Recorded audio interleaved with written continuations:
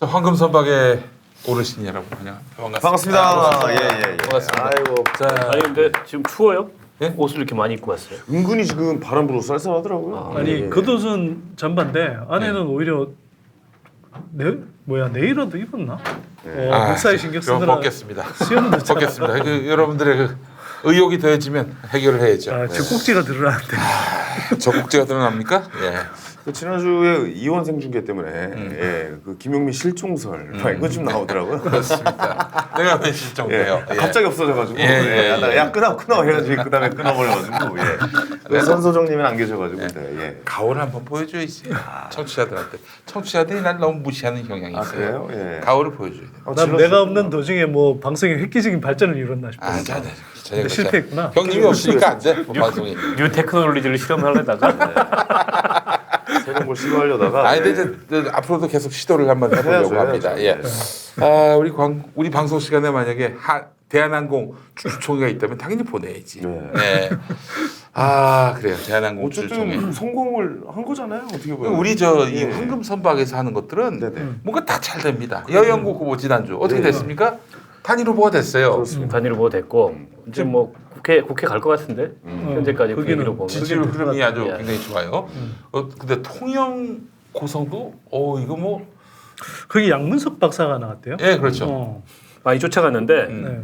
그 지역이 워낙 좀 사실은 험지여서 그렇죠. 결과를 끝까지 봐야 될 것 같아요. 적극 투표층에서는 아직은 뭐 현저하게 밀리는 이게 상황이고. 11대 국회 이후로 단 한 번도 어쨌든 보수 정당 계열 이외에서 당선이 돼본 적이 없어가지고 오죽하면 지난 19대 총선, 20대 총선 때 무투표 당선 지역이었어요. 이군현이라고 한국교총 출신. 네, 알겠습니다.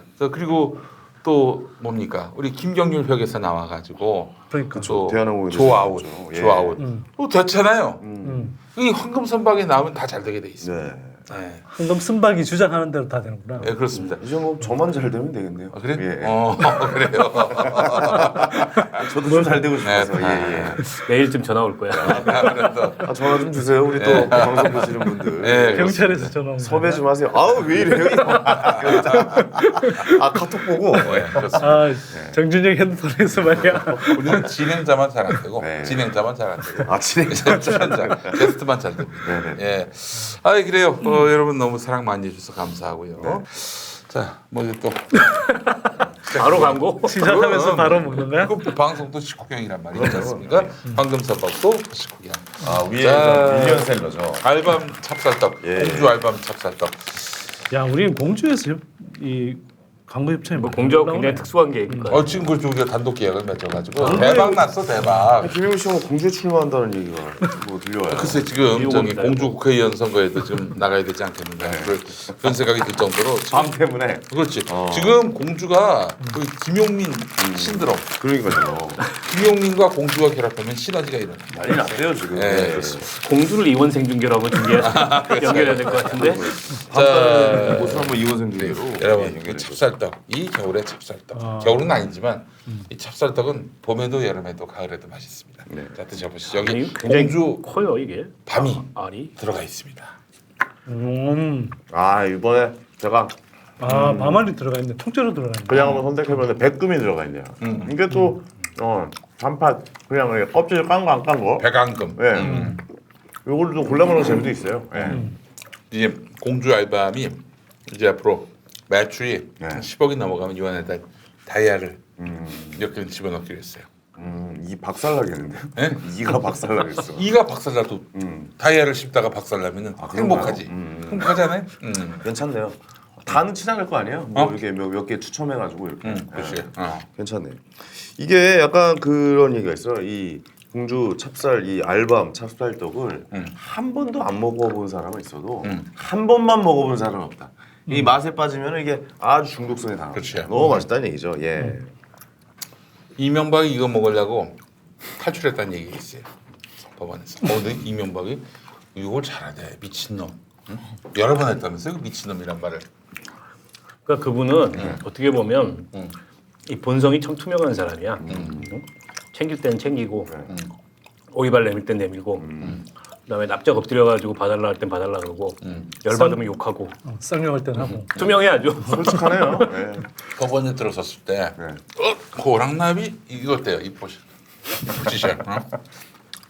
몸이 좀 어떻다는 거예요 요즘에 그래서 존나 아프다는 거 아니야. 계속 아프다는 거예요. 근데 병원은 못 가잖아요 어쨌든. 집에서 뭐 통원 치료를 받는 것도 아니고. 아니야 뭐 저 법원에다 얘기하면 갈 수 있지. 아 그래요? 허가를 받으면 근데 개뻥이죠. 아니 그 아픈 분이라면 구치소 안에서 응?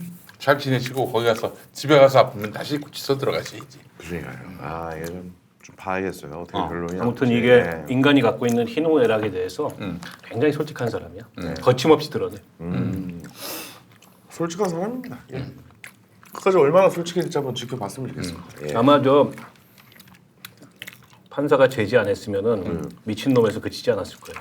우리 조양호 회장은 아웃됐습니다. 네. 근데 계속 그 미등기 이사로 경영하겠다. 이게 가능합니까? 완벽한 아웃은 아니에요. 사실은 네. 그런 전례들이 이 재벌 대기업에서 없지 않았어요. 오. 과거에 이제 이건희 회장 같은 경우에도 네. 뭐 과거에 이제 사건에 연루돼 가지고 등기 이사로 선임될 수 없는 그런 이제 법률적인 그 형을 받았는데 미등기 이사 상태로 그러니까 회장으로서 여전히 경영권을 행사했던 적이 있는데 사실 이거 엄밀히 얘기하면 배임이에요.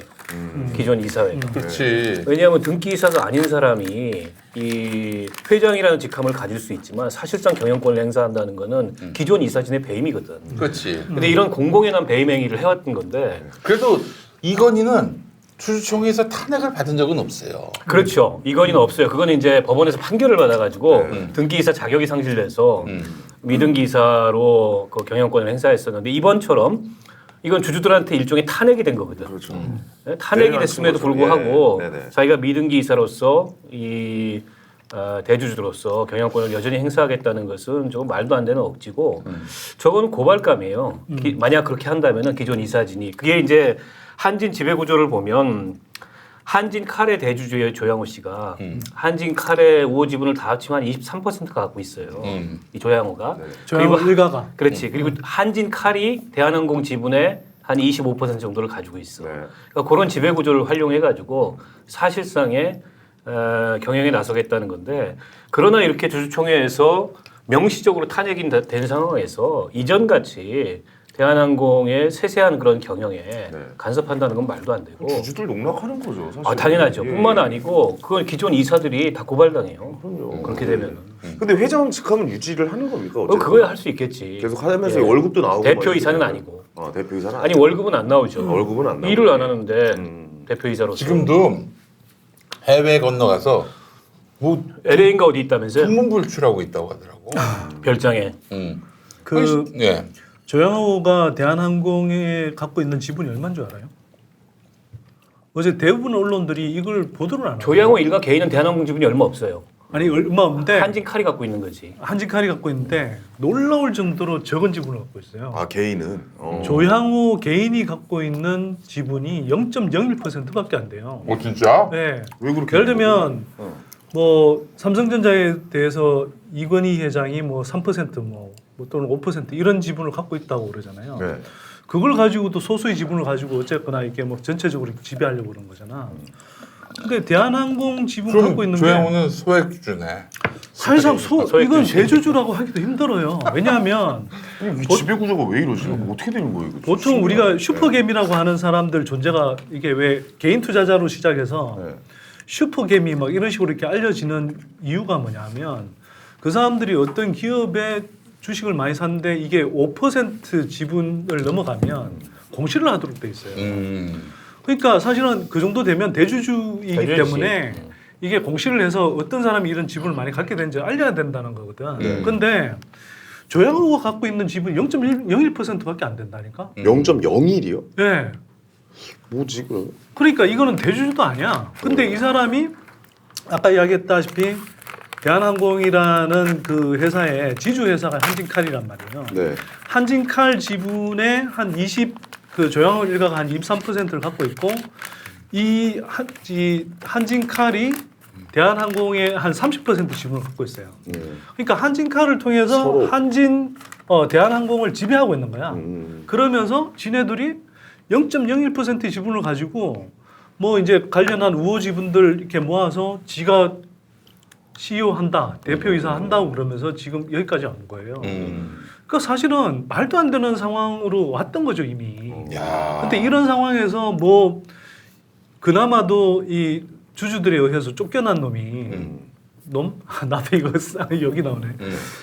그 쫓겨난 사람이 뭐 여기를 벗어나서도 미등기 이사로서 뭐 경영에 참가하겠다? 이건 진짜 정신 나간 짓이죠. 그 어제 이제 대부분 언론들이 이렇게 보도하면서 대한항공 지분 비율을 이렇게 보여주는데 내가 거기 보면서 이게 정말 언론들이 제대로 좀 정신이 바뀌어 있으면 지분 구조 이 그림을 이렇게 안 보여주겠다 이런 생각이 들더라고요. 왜냐하면 조양호 일가 뭐 이명이든 뭐 그 아들 딸들 다 지분이 하나도 없어요.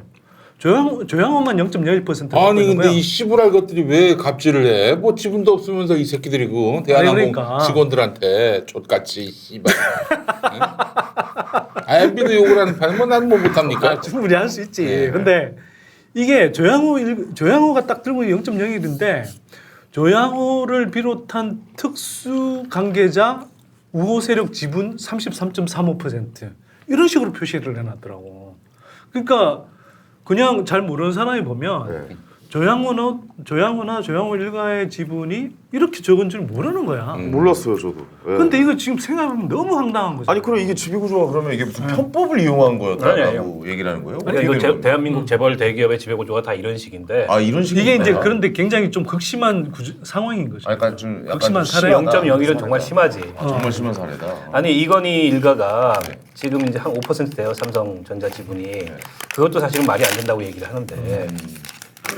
근데 0.01 가지고서 물론 이제 한진칼이라는 지주회사를 활용해서 한진칼의 지배권을 조양호 일가가 행사하고 있긴 하지만 정작 주력 기업인 대한항공의 지분은 0.01밖에 없다는 거는 사실은 경영권 행사하는 자격이 없는 거예요. 아니 근데 그리고 50년을 통치했잖아. 근데 아버지 뭐야, 때부터 아버지 때부터 시작했어. 제기하잖아. 아니 근데 그게 이해를 제기하지 않을 뿐만 아니라 이 0.01%의 지분을 가진 사람한테 오너라고 그런단 말이에요. 생각해봐봐 이게 얼마나 웃기는 작태인가. 야, 그러네. 우리가요 이게 자본주의에서 어쨌거나 주식회사라는 건 뭐냐면 한 개인이 소유하는 회사가 아니라 여러 가지 뭐 사업을 하는데 이제 그에게 투자 자금이 필요할 수도 있잖아요. 그러면 그걸 한 사람이 조달할 수가 없기 때문에 주식이라는 형태로 해서 여러 사람이 조달한 자본을 가지고 사업을 하게 한다는 거예요. 그렇죠. 예. 그러면 이 주식회사라는 것 자체는 사실 굉장히 여러 사람이 지분을 갖고 있고 지분을 갖고 있는 만큼 주식회사의 공동 소유자가 되는 거야. 일례로 김상준 교수가 공정거래위원장 청문회 할 때 삼성생명 한 주, SK 한 주 갖고 있었어요. 그렇게 나왔어. 그런데도 그 한 주를 가지고 소액주주 운동을 했잖아. 그 뭐 박원석 의원이 잘 알겠지만, 그러니까 한 주를 갖고 있는 만큼은 주인이란 말이에요. 그 회사에. 그러면 그렇다고 해서 어떤 누구도 예를 들어서 심지어 99%의 지분을 갖고 있다고 해도 오너라고 표현할 수는 없어요. 100% 지분을 갖고 있다고 그러면 모르겠지만. 근데 딸랑 0.01% 갖고 있는 사람한테 99.9%에 갖고 있는 다른 주주들이 있는데 0.01%를 갖고 있는 사람한테 오너라고 그런다고. 이게 얼마 정신 나간 언론 용어냐고요. 이게 생각해보면. 저부터 오너라고 그랬는데 반성하겠습니다. 오너라는 말을 쓰면 안 되죠. 사실 오너가 어떤 면으로 봐도 아니고 그러니까 지금 27일 날 이 대한항공 주총이 있었고 29일인가 한진칼 주총이 있어요. 거기에 그 행동주의 펀드라고 얘기하는 이른바 강성구 펀드하고 국민연금이 강성구 펀드가 2대 주주, 국민연금이 3대 주주예요. 근데 이제 한진칼 그 주총에서의 쟁점은 조양호의 아바타, 그러니까 조양호의 따까리 석태수라는 사람이 지금 대표이사 이름이 석태수야? 연임이 올라왔는데 강성구 펀드에서는 그 대표이사 연임 반대를 지금 추진을 하고 있어요. 근데 이제 국민연금은 그 연임에 또 찬성이야. 그래서 입장이 약간 엇갈리고 있고. 근데 거기는 이제 의결 요건이 과반이에요. 3분의 2가 아니고 특별한 건이 아니기 때문에. 근데 거기에 이제 대한항공 그 조양호 일가의 우호지분 비중이 여기보단 낮아요. 대한항공보다는. 그래서 그것도 하나 이제 관측 포인트고 또 한 가지는 국민연금에서 제기한 그 정관 변경 안건이 있어요. 그게 배임 횡령 뭐 이런 범죄로 인해서 확정 판결을 받은 사람은 아예 이사 선임이 안 되도록 하는 그러니까 이건 조양호를 겨냥한 이 정관 변경 안건을 올렸는데 요것도 이제 근데 요거 정관 변경 안건은 3분의 2예요. 정관 변경은 특별한 건이기 때문에 이 3분의 2 만든 이유가 저거라면서 IMF 때 적대적인 수사병 들어올까 봐. 외국인 투자 자본이 이거 먹으려고 하면은 안 되니까 3분의 2 이상의 동의를 얻어야만 그렇게 해놓고 된다. 자기가 자기 발등 찍은 거지. 이게 셀프 빙엿을 먹은 거지. 99년도에 만들었던 거예요, 그게. 네. 그래서 어쨌든 국민연금의 이번에 정관 변경 안건이 성공 가능성은 떨어지는데 네. 왜냐하면 3분의 2 의결을 하기가 쉽지가 않아요. 쉽지 않죠. 예. 그러나 상당수 그 찬성표가 나올 거고 거기에 어찌됐든 국민연금이 이 조양호 일가의 그런 경영권 행사나 전액 문제에 대해서 이번에 대한항공 주총에 참석해서 연임 반대 표결을 했던 것과 같은 기준으로 계속 견제 역할을 한다는 건 굉장히 중요한 의미가 있어요. 그래서 지금 뭐 그 대표이사에서만 해임된 거지 뭐 경영권을 박탈한 건 아니다 이런 식의 이제 대한항공이 기사를 내더라고요. 하고 있는 말장난이나 예, 예. 또 한진칼 지분을 활용해가지고 경영권을 사실상 행사하려고 하는 어쨌든 자기 아들은 이사로 있잖아요 지금 등기 이사로 이런 시도에 대해서 좀 단호하게 대한항공 주주들이나 특히 국민연금을 비롯한 이런 견제가 필요하고 만약에 그런 시도가 실제로 나타나면 고발해버려야 돼요 저거. 우리 김경률 회계사가 뭐 고발할 수도 있다고 고발할 수 얘기하네요. 있죠. 기존 이사들을 배임으로 고발을 해야 돼요. 아니 그리고 모셔야겠는데요. 그래서 좀 자세히 좀 얘기 들어봐야겠어요. 예. 이 저는 그 대한항공에서 지금 하고 있는 그런 행태라든지 또는 이 경제지 같은 데서 지금 주장하는 내용들이 정말 골 때리더라고. 이 사람들 시나리오를 쓴 게 뭐냐면 대한항공의 지금 조원태 그 조양호 그 아들이 있잖아요. 이 조원태가 공동 대표이사로 돼 있고 그러니까 조양호는 물러났어도 조원태를 어쨌거나 조원태를 중심으로 해서 계속 대한항공을 끌고 가겠다. 그러면서 이제 조양호가 한진칼 지분을 섭정하겠다는 거지 섭정. 그러니까 이른바 이제 수렴청정 하듯이 그렇게 가는 시나리오를 계속 이야기하고 있어요. 그러니까 이게 근데 생각을 해보면 아까도 이야기했지만 오너도 아니고 심지어는 조양호 같은 경우는 대주주도 아니야. 미세주주잖아. 미세주주가 경영권을 장악해서 이렇게 이 회사를 막 전일적으로 지배하고 있다는 거. 진짜 골 때리는 건데 이걸 가지고 쉽게 말해서 아까 이야기했지만 탄핵을 받아서 물러났어. 그런데 여기에 대해서 반성을 하기는커녕 아들을 세워서 계속 섭정을 하겠다? 결국 또 상황 체제네요. 어떻게 아니 보면. 그러니까 이게 아니 그러니까 이제 얘네들의 행태가 예. 정말 골 때린다니까. 근데 보세요. 이번에 이 조양호가 물러난 배경을 보면 기본적으로는 온갖 갑질을 통해서 이른바 대주주 리스크라는 것 때문에 이 대한항공의 기업 가치가 엄청 떨어졌잖아요. 네. 근데 이게 대한항공 기업 가치만 떨어지면 문제가 아닌데 이걸 통해서 국민연금이 대한항공 11.5%의 지분을 갖고 있잖아요. 그렇지. 그 국민들의 노후자금 가치가 그만큼 떨어졌단 말이에요. 거기다가 조양호가 지금 검찰 수사 받고 있는 사안이지만 그 대한항공 기내식이라든지 여러 가지 이제 그 기내에 필요한 물품들 그 납품하는 걸 그냥 대한항공에 직접 다이렉트로 납품하게 하면 되잖아. 예. 근데 이거는 주식회사란 말이에요. 공동소유의 회사란 말이에요. 네. 그러니까 이게 조양호 일가가 페이퍼 컴퍼니를 세워서 통행세가 여기서 없지. 이른바 통행세를 받은 거야. 아. 그래서 이건 실제로 말하면 대한항공에 네. 직접 가야 될 이익을 그게 배임인 거죠. 공동의 양아치네, 회사의 재산이 돼야 이거는 될 것을 양아치야. 예, 왜냐면 개인으로 착복한 거잖아요. 이거 저 옛날에 매니지먼트 회사 어떤 새끼가 하나 있는데 오늘 여기 작년에 저 갑자기 빠기네. 아, 얘기하시죠. 예. 이게 전화기를 그냥 같은 회사예요. 네. 같은 회사인데 이 새끼가 전화기를 두 개를 해놨어. 그러니까 하나는 매니저먼트 회사고 하나는 에이전시 회사를 해놓은 거예요. 이게 두 개를. 그래서 그러니까 같은 회사야. 근데 전화기만 두 개를 해놓고 다른 회사 이 페이퍼 컴퍼니를 에이전시를 페이퍼 컴퍼니를 만들어 놓은 거예요. 그래서 예를 들어 100만 원이 뭐 행사료가 들어와. 그럼 여기서 40을 떼고 여기서 또 20을 떼는 거예요. 에이전시 페이퍼 컴퍼니 회사 뭐 이런 개념이잖아요. 어떻게 보면. 네. 그 나한테 들어오는 거는 40이야. 여기서 40, 20 떼고 지네들 60 갖고 나랑 계약 매니저먼트 계약은 6대 4로 해놓고 내가 60을 먹어야 되는데 그건 몰랐던 거예요 그러면? 몰랐던 거죠. 약간 이런 개념이네. 그런데 예. 비슷한 개념일 수 있는데 이건 그냥 중간에서 좀 몇 퍼센트를 떼먹는다가 아니라 예.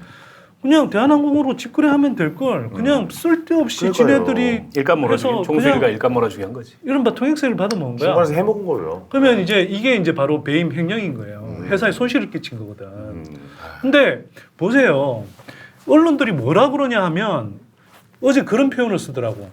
조양호 회장이 이렇게 일선에서 물러나서 경영 공백이 생기면 그로 인해서 대한항공 실적이 하락하고 주가가 떨어지면 국민연금이 책임져야 되는 것 아니냐 이런 식의 논리를 펴. 미친 새끼들. 아니 미친 그 새끼들이지. 조양호 아웃되고 나도 영락 주가가 그래. 얼마나 폭등했는데 이 개새끼들. 어제 장중 네. 5%, 평균 3%가 올랐어요. 한진칼이나 대한항공이나 다. 아니 그러니까 그거는 시장에서 반응 자체가 바로 온 거지. 그러니까 불확실성이 사라지니까. 주주 리스크가 대주주 리스크가 사라졌다고 본 거잖아. 긍정적으로 평가했단 말이에요. 예. 그런데 그런 논조를 펴고 있는 거야. 그런데 우리가 한번 생각을 해보자고요. 자, 우리가 이제 뭐 대주주 그러고 경영권을 쥐고 있다고 그러니까 그런데 이 최고 경영자 대표이사도요. 생각을 해보면 전체 임직원 중에 제일 그냥 꼭대기 있는 사람일 뿐이지 그냥 회사의 직원이야. 그럼요. 월급 받는 직원이죠. 월급 받는 직원이잖아요. 네. 근데 예를 들어서 우리가 그 구매 가장한테 네. 자, 지가 구매를 막 몇백 원어치 하면서 뒷돈으로 한 예를 들어서 수십억을 챙겼어. 그런 사람한테 우리가 이제 그 일반 회사에서 그런 사람의 비위가 드러났을 때 가만 놔둡니까? 자르잖아. 그럼요. 회사에서 알아서 자르잖아. 예. 근데 지가 경영권을 갖고 있다고 지 스스로는 안 자르겠지. 근데 그런 것들이 문제가 돼서 이번에 물러나라고 해서 물러나게 된 거잖아. 그런데 이런 사람을 향해서 예를 들어서 이 사람이 요번에 선처해주면 다시 돌아와서 더 열심히 할 테니까 봐줘야 된다. 이런 식의 논리가 성립돼요. 근데 한국 언론들이 그런 이야기들을 너무나 당연하던 듯이 하고 있다니까. 그래서 문제있네. 앞으로 진짜 이제 문제있다. 시장의 반응이 제일 정확하니까 네. 대한항공의 오너리스크 불확실성이 어느 정도 사라졌기 때문에 네네네. 다시 조양호가 저거에 경영에 개입하려 그러면은 기업 가치나 주가는 더 또 떨어지고 떨어지겠죠. 예. 그게 아니고 그게 배제가 된다면은 어제 이제 그 해임된 이후에 주가가 올랐던 것처럼 좀 정상화의 길을 걷지 않겠나 싶고요. 아무튼 이번에 이제 의미가 큰 거는 대한항공이라는 그 개별 기업 혹은 그 조양호 일가에 대해서 뭔가 그 응징을 한 것도 의미가 있지만 사실은 이 재벌 대기업의 이런 그릇된 경영 관행이 있잖아요. 좀 아까 우리 선 소장이 얘기했듯이 아주 작은 지분 가지고 계열사 전체를 지배하고 네. 그 과정에서 총수 일가한테 일감 몰아주기에 가서 회사 기회를 사실상 빼앗거나 네. 뭐 하는 이런 잘못된 관행들, 갑질은 물론이거니와. 근데 이게 이제 만연해 있거든. 사실은 뭐 재벌 대기업의 규모가 크고 작고 하고 상관없어. 네. 다만 이제 조현민, 조현아 같은 그런 또라이는 좀 발견하기 어려웠기 때문에 이게 더 이렇게 화제가 됐던 건데. 네. 근데 사실은 이런 뭐 재벌 대기업 오너들의 불법 탈법 경영과 갑질과 이게 만연하거든. 근데 조금 긴장들을 할 거예요. 특히나 총수 일가의 우호 지분 비중이 작은 데면 작은 데일수록 야 이거 이러다 당하겠다 우리도 이런 긴장은 할 거기 때문에 어제 그 주총의 의미가 굉장히 있었던 거고 그리고 국민연금의 뭐 의결권 저 비율을 제한하겠다. 오늘 뭐 자유한국당의 나경원 그런 얘기를 했던데 개소리나 5%로. 근데 그러면서 이제 나오는 얘기가 연금 사회주의 이런 얘기 하는데 사실은 자본주의를 제대로 하는 거죠, 저게. 왜냐하면 연금 사회주의가 미국에서 온 거예요. 아니 이 자본주의 연금 자본주의를 제대로 하는 거예요. 왜냐하면 이게 우리 국민들의 노후 자금으로 국가에 맡긴 돈이잖아요. 그렇죠. 그걸 가지고 주식시장에 투자를 한 거고 네네. 거기서 손실이 발생하면은 이건 국민연금의 손실이 아니라 국민들의 그럼요. 재산이 손실되는 거니까 당연히 국민연금으로서는 국민의 재산이 손실나지 않도록 주주로서 네. 그 기업의 기업 가치를 유지하고 그리고 그 기업의 불법적이거나 탈법적인 그런 경영이 오너에 의해서 발생하지 않도록 감시할 책임이 있는 거예요. 그럼요. 이게 지극히 당연한. 예, 예. 그리고 2008년 금융위기 이후에 뭐 영국에서 시작돼 가지고 전 세계의 그런 선진 자본주의 나라들의 이런 연기금이 공적 연기금이 다 채택하고 있는 네네. 이런 스튜어드십 코드를 도입했고 이번에 브리티시 컬럼비아 공사 브리티시 컬럼비아주 공사 연금이나 또 플로리다 연금이나 이런 해외 연기금들이 다 조양호 연임 반대 의견을 냈잖아요. 다 공통된 의견을 그럼 냈죠. 거기도 다 예. 연금 사회주의냐? 이런 말도 안 되는 선동을 이 전혀 이게 신경 쓸 필요가 없다. 조중동이 하고 있어요. 조중동. 아니 그리고 저는 이 젊은 친구들이 좀 많이 나섰으면 좋겠는 게 뭐 이제 연금 받을 날 얼마 안 남으셨잖아요, 다들. 저는 한참 남았거든요.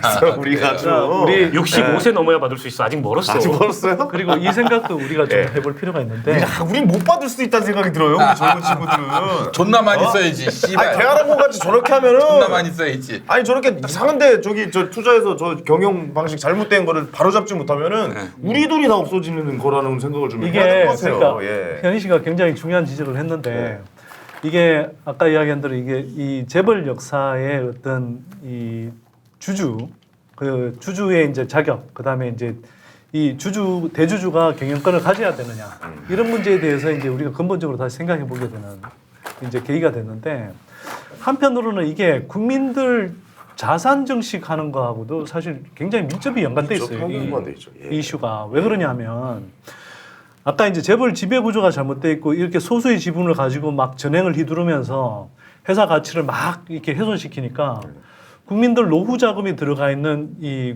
국민연금의 지분 가치가 그러니까 국민연금의 지분 가치가 사실상 훼손된 거잖아요. 네. 노후 자금도 이제 축락하게 된 거고 그걸 당연히 지켜야 되는 게 많은데 그것뿐만 아니라 이게 여기서 한 걸음 더 나가서 생각해 보면 예를 들어서 국민들이 개인 투자자로서 주식시장에 굉장히 많이 투자를 하잖아요.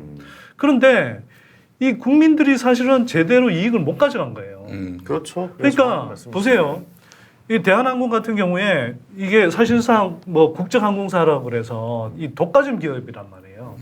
해외 알짜배기 노선들 다 저 대한항공이 갖고 있잖아. 그러면서 정말 좋은 뭐 수익 엄청나게 내는 회사거든요. 근데 이걸 조양호 회장 같은 데가 일가에서 뭐 배임 횡령해서 빼먹기도 하고 이렇게 뭐 나쁜 평판을 만들어서 압권은 밀수야 밀수. 씨발 밀수를 해. 항공사 사장이 씨발. 어? 야, 자, 어떻게 그런데 그 지위를 그렇게 이용하지? 자, 근데 이게 보통 이제 미국 회사나 미국이나 이런 데서는 이 회사가 돈을 벌면 투자할 때는 하지만 남는 돈은 상당 부분을 배당을 줘요. 주식 배당을 준단 그렇죠. 말이에요. 배당금으로 이제 들어와요. 근데 한국은 우리가 들어봤지만 대기업들이 배당 잘안 하죠. 사상 최대의 사내 유보금을 자꾸 갖고 있다는 이런 이야기 많이 들어보셨죠. 그게 사내 뭐냐면 유보금. 이게 자기네들 대주주가 개인 지분이 되게 작아. 그런데 이걸 그 가시를 경영성과를 통해서 그 가시를 사람들하고 나누기 싫어. 네. 주주들하고 나누기 싫어. 그러니까 이걸 근데 투자도 하지 않고 네. 그냥 일단 회사에 놔두는 거야. 어떤 식으로든 빼먹으려고. 그러다 보니까 사내 유보금이 최대로 있는 거예요.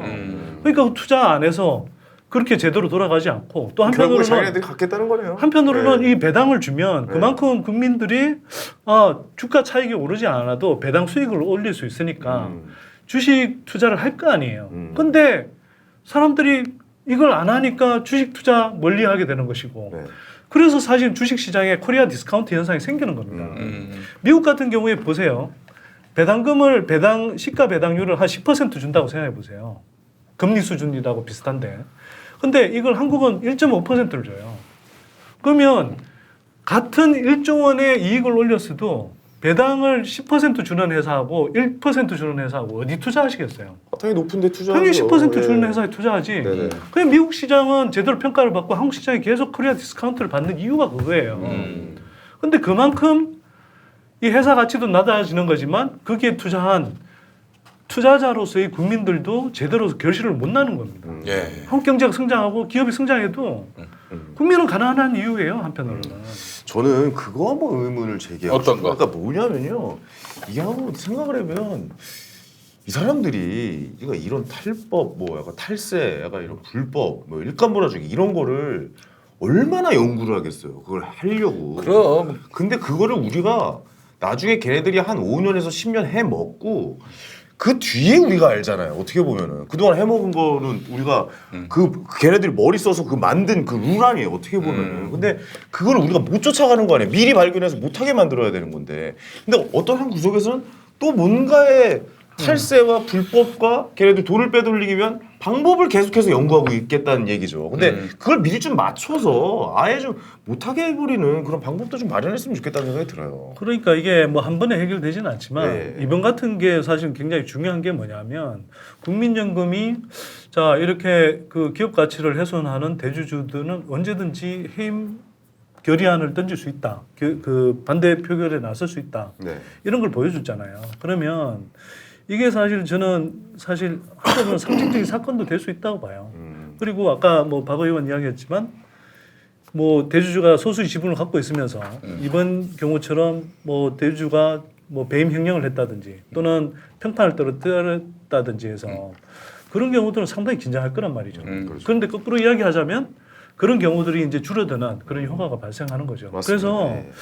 어쨌거나 이런 사안들이 벌어졌을 때 우리가 제대로 이 사람들에 대해서 페널티만 제대로 강해도 그러니까요. 예를 들어서 네. 우리가 뭐 이건이든 정몽구든 최태원이든 이재용이든 다 감옥 갔다 왔잖아요. 네.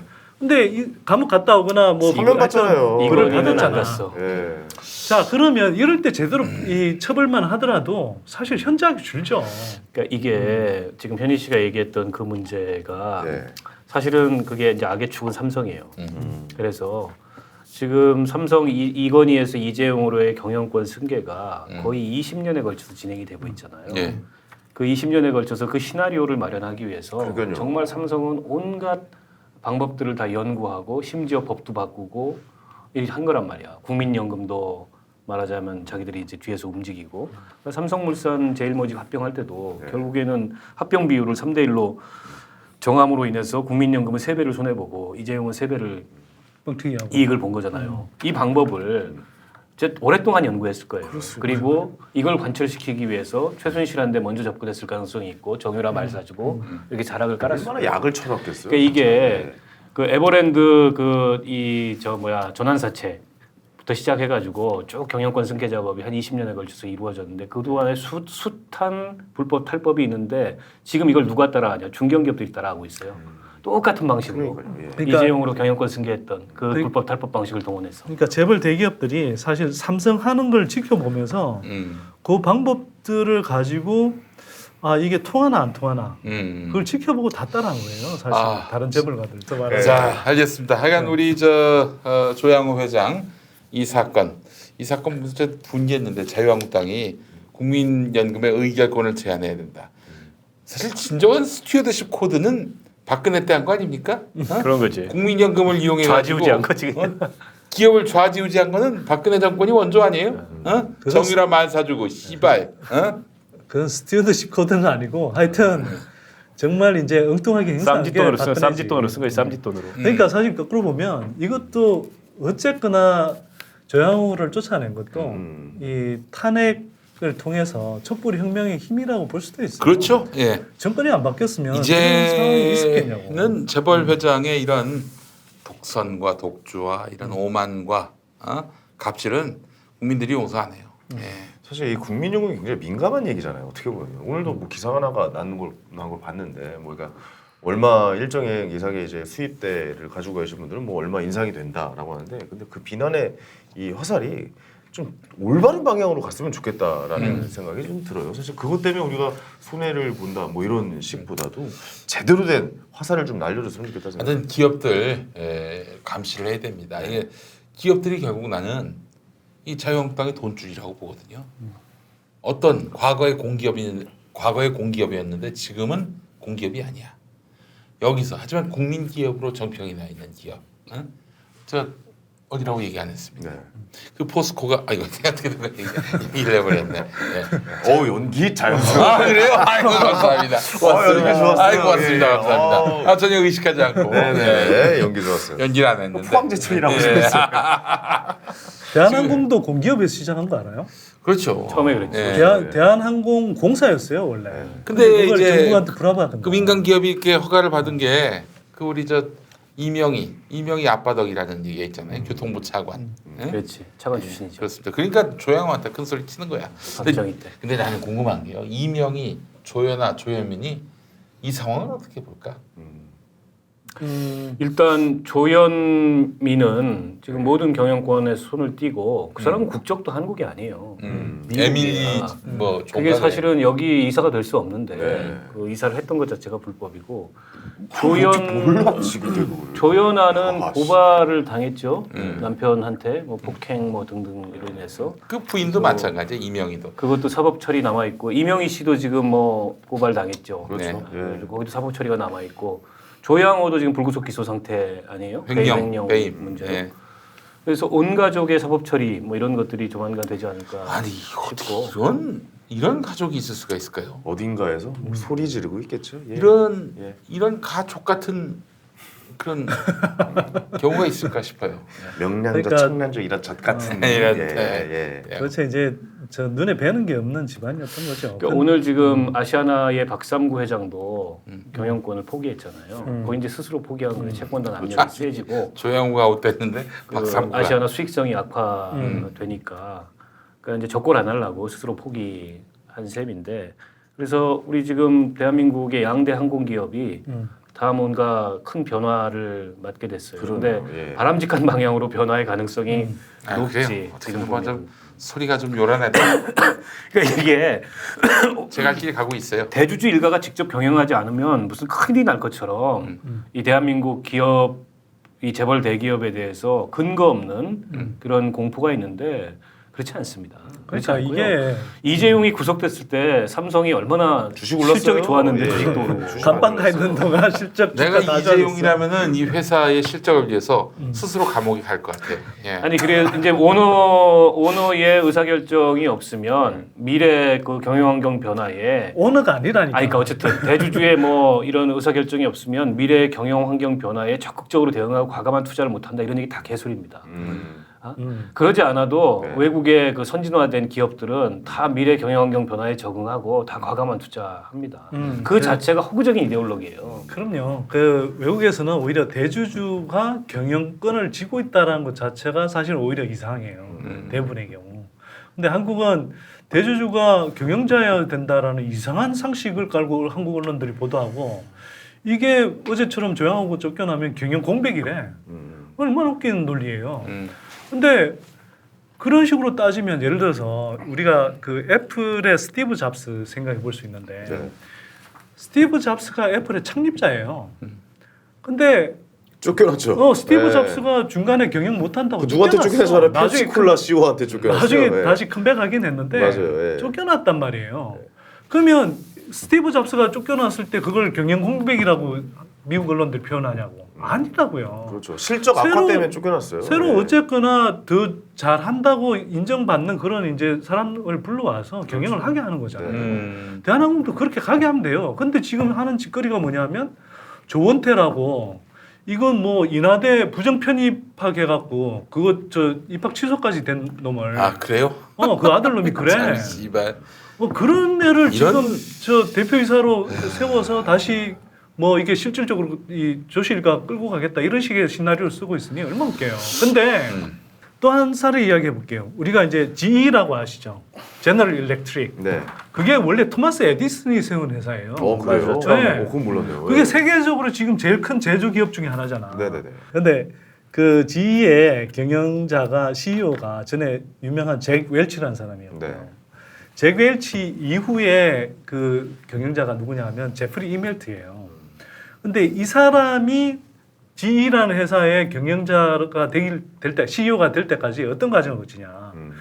90년대부터 GE 내부에서 장래에 CEO가 될 만한 후보군 20명을 내부적으로 꼽습니다. 그리고 각자 적절한 사업을 맡겨요. 그래서 이 중에 성과를 내는 사람 5사람을 나중에 한 10년쯤 후에 다시 뽑아. 그렇구나. 그리고 그 5명 중에 진짜 이제 잘하는 사람을 최종적으로 휴스케네 뽑아서 휴스케. 그렇게 오디션 아니 제도네요.